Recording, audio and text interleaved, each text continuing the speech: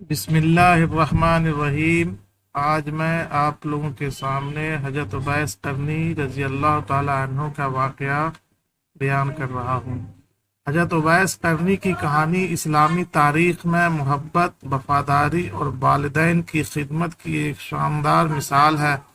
ان کا اصل نام اویس بن عامر تھا اور آپ کا تعلق یمن کے علاقے کرن سے تھا۔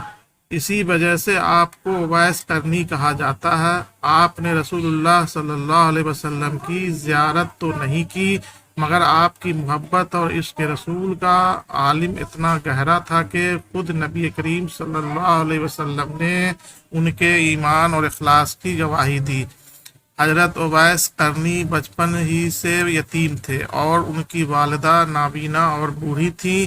آپ نے پوری زندگی اپنی والدہ کی خدمت میں گزار دی اور ان کی ہر خواہش کا خیال رکھا۔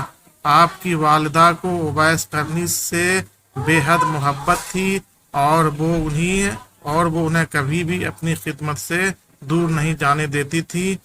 اویس قرنی نے اسلام کو دل سے قبول کیا اور ان کا رسول اللہ صلی اللہ علیہ وسلم سے بے پناہ عشق تھا، حالانکہ وہ نبی کریم صلی اللہ علیہ وسلم سے کبھی مل نہیں سکے۔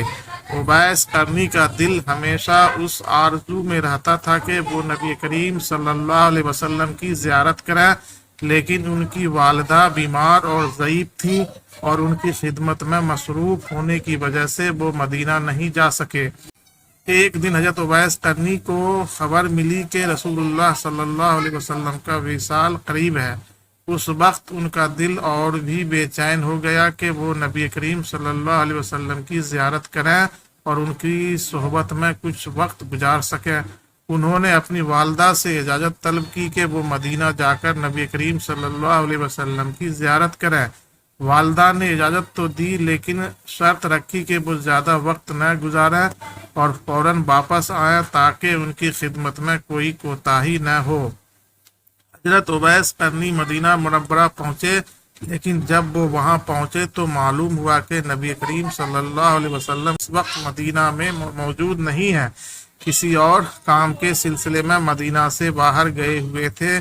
اویس قرنی نے اپنی والدہ سے کیا وعدہ یاد رکھتے ہوئے رسول اللہ صلی اللہ علیہ وسلم کی واپسی کا انتظار نہیں کر سکتے تھے۔ وہ فوراً واپس یمن روانہ ہو گئے تاکہ اپنی والدہ کی خدمت میں حاضر ہوں۔ جب نبی کریم صلی اللہ علیہ وسلم مدینہ تشریف لائے تو حضرت علی رضی اللہ تعالیٰ عنہ اور حضرت عمر رضی اللہ تعالیٰ عنہ نے انہیں حضرت اویس قرنی کے بارے میں بتایا۔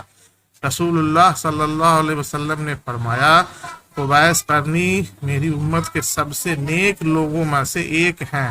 اگر تم ان سے ملو تو ان سے امت کے لیے دعا کرنے کی درخواست کرو۔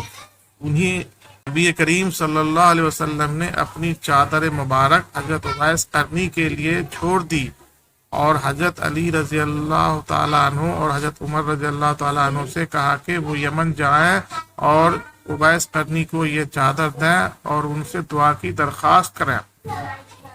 رسول اللہ صلی اللہ علیہ وسلم کے وصال کے بعد حضرت عمر اور حضرت علی رضی اللہ تعالیٰ عنہ حج کے موقع پر حضرت اویس قرنی کی تلاش میں یمن گئے۔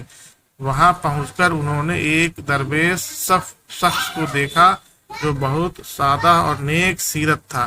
جب انہوں نے حضرت اویس سے ان کا نام اور پہچان پوچھی تو وہ پہچان گئے کہ یہ وہی شخص ہیں جن کا ذکر رسول اللہ صلی اللہ علیہ وسلم نے کیا تھا۔